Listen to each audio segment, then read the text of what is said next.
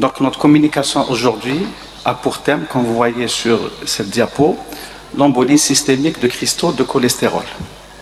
Si on associe les termes qu'il y a dans ce titre, il y a embolie, il y a cholestérol, on se dit on est dans l'athérosclérose. Il y a le mot systémique qui peut nous déranger. Est-ce que c'est par rapport à la diffusion de l'atteinte? Est-ce que c'est par rapport à quelque chose d'autre d'associé, comme on aurait dit lupus érythémateux systémique? Donc il y a des questions par rapport à ça. De prime abord, on sait ce que c'est, mais derrière tout ça, qu'est-ce qui peut se cacher? L'athérogénèse et ses principales complications. Les poids lourds de la médecine, vous les voyez ici, les accidents vasculaires cérébraux, les coronaropathies, les artériopathies des membres inférieurs, et vous voyez point d'embolie systémique de cristaux de cholestérol. Donc, peut-être, ce n'est pas en rapport avec l'athérosclérose. On fait beaucoup de maladies de système, et en particulier les vascularites. Il y en a beaucoup. Vous en voyez quelques-unes ici. Mais là aussi, point d'embolie systémique de cristaux de cholestérol. Et même lorsqu'on va vers les vascularites secondaires, on n'en parle pas. Une série de Godot et Guilvin qui disent qu'il y a une confusion de 5% entre une vascularite et une embolie systémique de cristaux de cholestérol. La définition, c'est la suivante. Je ne vais pas vous la lire, hein, vous la voyez devant vous. Il y a des mots-clés qui ressortent. On voit déjà athérosclérose, c'est-à-dire qu'on est déjà dans un cadre nosologique bien précis. Ainsi, il faut certainement inclure l'embolie systémique de cristaux de cholestérol dans le chapitre de l'athérosclérose et des complications majeures au même titre que l'infarctus du myocarde, que les coronaropathies en général, les accidents vasculaires. Et puis, quand on relit également la définition, on parle de micro-embole de cholestérol, on ne parle pas d'embole de cholestérol. On parle de cristaux de cholestérol, pas de cholestérol tout simplement comme ça. Et peut-être qu'au lieu d'embolie, micro-embole de cholestérol, peut-être qu'on n'arrive pas à imaginer ce que c'est. La terminologie qui nous marque le plus, c'est peut-être quand on dit une bouillie athéromateuse. Et on vous laisse imaginer comment une bouillie athéromateuse peut diffuser à travers tous les petits vaisseaux de l'organisme et entraîner une atteinte polyviscérale. Et puis, lisez également la dernière phrase, il y a ce côté systémique, comme je viens de le dire, cette bouillie qui va aller partout, et intégrer à cette définition quelques aspects physiopathologiques. Je ne vais pas parler d'ischémie au cardiologue, etc. C'est juste pour rappeler que dans cette situation, la réaction inflammatoire est intense et pérennisée et qui explique une partie de la symptomatologie qui sera différente donc des situations classiques, des complications habituelles et connues de l'athérosclérose. Le terme angéite cholestérolique a été utilisé et donc est-ce que on est dans le cas d'une athérosclérose qui se complique d'une angéite? C'est peut-être comme ça qu'il faut prendre la chose, mais les données peuvent évoluer à l'avenir. Vous savez, les classifications nosologiques peuvent changer d'un moment à l'autre. Sur le plan clinique, alors il y a un polymorphisme clinique, bien sûr, qui va tenir compte, quand vous lisez sur cette diapo, du siège du foyer emboligène, de la dissémination et du lieu de dissémination vers les artérioles et les capillaires de cette bouillie athéromateuse, rappelez-vous, mais également de cette réaction inflammatoire. Rappelez-vous, on a dit qu'il peut être intense, pérenne, avec vascularité. Les signes cliniques les plus prédominants sont les signes généraux. Les signes cutanés sont également au premier plan, on verra quelques signes. L'atteinte rénale, l'hypertension artérielle font le pronostic. Enfin, en général, dans ce cas, l'atteinte peut être diffuse, tous les organes peuvent être atteints et à l'origine, comme on l'a dit tout à l'heure, d'une défaillance polyviscérale. Les signes généraux, c'est l'altération d'état général, c'est un état fébrile, c'est un amaigrissement. Ici, ces signes sont très trompeurs.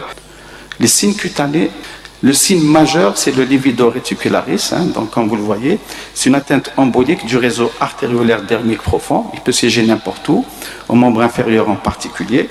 Plus que lire cette diapo, je pense que l'image est plus parlante. Le livido peut être de type racemosa ou réticulé, c'est-à-dire à maille fermée ou à maille ouverte. Je ne vais pas rentrer dans la physiopathologie, pourquoi il y a ces deux types. Il peut être de type nécrotique, comme vous le voyez ici, Donc c'est un signe majeur pour l'embolie systémique de cristaux de cholestérol. Vous voyez ici un autre cas. Le deuxième signe majeur, c'est l'orteil pourpre, qui peut siéger au niveau du gros orteil, mais au niveau également de tous les orteils, et peut s'étendre à l'avant-pied. Là aussi, c'est un signe majeur, mais également, comme on l'a dit tout à l'heure, attention au diagnostic différentiel. Il n'y a pas que l'embolie systémique de cristaux de cholestérol qui donne ce type d'orteil. Mais déjà, quand on l'a associé dans un contexte particulier, ça doit être un signe évocateur. Mais attention au diagnostic différentiel. On peut évoquer les syndromes myeloprolifératifs, on peut évoquer un syndrome des antiphospholipides et autres pathologies. Mais disons que c'est quelque chose, c'est un signe qui doit attirer notre attention vers ce type de pathologie. Vous voyez ici un exemple. Les autres signes cutanés sont là pour nous dérouter. Un purpura, quand il y a un purpura, on change carrément de direction. Des ulcérations, et regardez ce qui est écrit ici, nodule, pseudo-lymphomateux. Si on ne fait pas la bonne lecture avec un bon anatomopathologiste, on est carrément dans l'errance diagnostique et pas du tout dans le bon chemin. Les autres manifestations, je ne vais pas les détailler, c'est l'insuffisance rénale aiguë qui va nécessiter une prise en charge adéquate et spécialisée dans le cadre de l'urgence. C'est une manifestation qui est fréquente, elle se voit dans plus de 30% des cas. C'est une néphropathie vasculaire, habituellement, une protéinurie qui ne dépasse pas le gramme, mais dans certains cas, il a été décrit des néphropathies glomérulaires en raison de l'importance de la réaction inflammatoire. L'hypertension, bien sûr, elle va accompagner cette insuffisance rénale. Les manifestations digestives sont très trompeuses, elles sont peut-être un peu moins fréquentes, mais elles font le pronostic devant un ulcère, devant une œsophagite, devant qui n'a pas les signes habituels, qui traîne, qui résiste au traitement, à chercher les pathologies vasculaires au sens très large du terme, et pourquoi pas ce type de pathologie. L'atteinte neurologique, l'atteinte cardiaque, peut-être une atteinte myocardique mortelle, bien sûr, et qui est découverte à l'autopsie.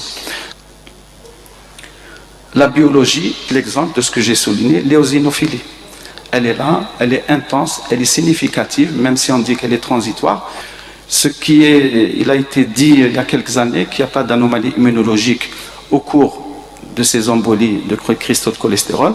Certains auteurs ont décrit récemment les ANCA et qui témoignent d'une vascularité. Et là aussi, ça peut nous faire errer au diagnostic. Donc il y a un contexte clinique qui est là, hein, vous l'avez retenu, c'est le plus fréquent, c'est le livédo, les signes généraux, l'orteil pourpre, l'insuffisance rénale et les myalgies. Mais on ne peut pas se contenter bien sûr de ça, il faut avancer un peu plus et la clé de diagnostic reste anatomopathologique, sauf peut-être pour le fond d'œil qui est un examen clé. Lorsqu'il est fait, lorsqu'il y a une atteinte au niveau rétinien, on peut visualiser ces cristaux de cholestérol à l'examen du fond d'œil. Donc s'il y a un examen à demander avant tout, avant d'aller vers ce qui est invasif, c'est un examen du fond d'œil pour voir ces cristaux de cholestérol. À défaut du fond d'œil, s'il n'est pas parlant ou bien si parce qu'il c'est pas aussi sensible qu'on le pense, il y a bien sûr cette anatomopathologie. La biopsie à faire, c'est sur le livédo, c'est la moins risquée. Il ne faut pas la faire sur l'orteil pourpre parce qu'il y a un risque de mauvaise cicatrisation. Donc ça, c'est important de savoir où on doit faire les biopsies. Et à défaut de biopsie cutanée, ou bien si on n'a pas pu avoir le diagnostic, on peut faire élargir l'éventail du siège des biopsies, qui peuvent être musculaires, rénales en dernier lieu, la moelle, etc. Ou bien les pièces d'amputation.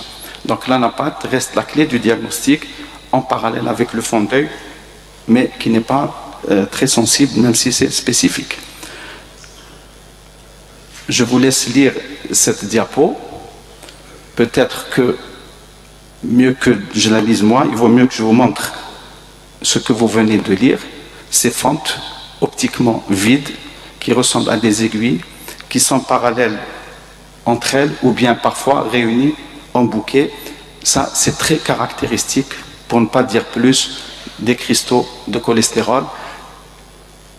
Voilà une deuxième image. Donc quand vous avez ça, on a pratiquement le diagnostic d'embolie systémique de cristaux de cholestérol.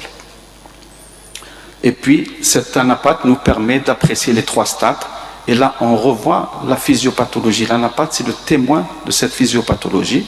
Il y a les micro-emboles au départ, fibrinoplaquettaires, puis la micro-angéite, puis la fibrose. On est dans le classique. Et à partir de là, on repose le problème de la classification nosologique des embolies de cholestérol, tel qu'on l'a évoqué à la première diapo. Le pronostic, vous devinez qu'une bouillie qui se libère d'un endroit vers tous les organes ne peut être que grave, voire dramatique. On parle de 80% de décès dans les 6 mois, dans les 3 mois.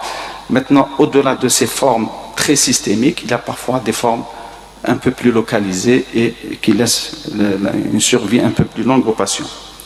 Le diagnostic différentiel, là juste à titre indicatif, on cite le syndrome des antiphospholipides, les maladies de système, les vascularites au sens très large du terme, et puis dans certains cas, lorsque l'atteinte n'est pas aussi systémique, c'est en monospécialité qu'on va dire qu'il y a un autre diagnostic différentiel. Le traitement, je vais être très bref, il est essentiellement préventif, et puis le traitement peut être palliatif, la corticothérapie et la colchicine, même s'ils n'ont pas montré une réduction de la mortalité, mais c'est des traitements qu'on peut prescrire. Les antiagrégants plaquettaires indifféremment seraient intéressants, et les statines récemment utilisées avec succès.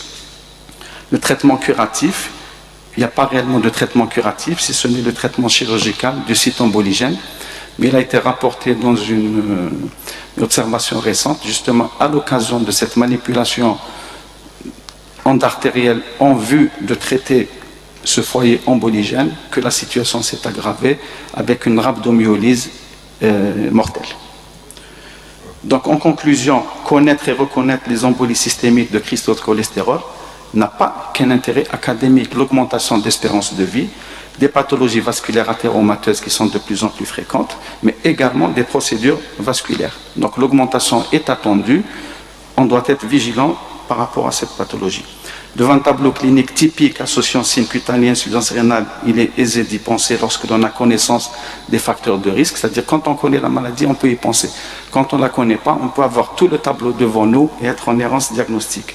Et connaître bien sûr les formes atypiques, parce que là aussi, c'est un domaine qu'on doit essayer de maîtriser, les formes atypiques. La confirmation passe par l'examen du fond d'œil, il ne faut pas l'oublier, c'est un examen clé, facile à faire, vous le savez. Et puis la biopsie cutanée musculaire, et seulement en dernier lieu la PBR, puisqu'elle est plutôt invasive. Et le traitement est essentiellement préventif.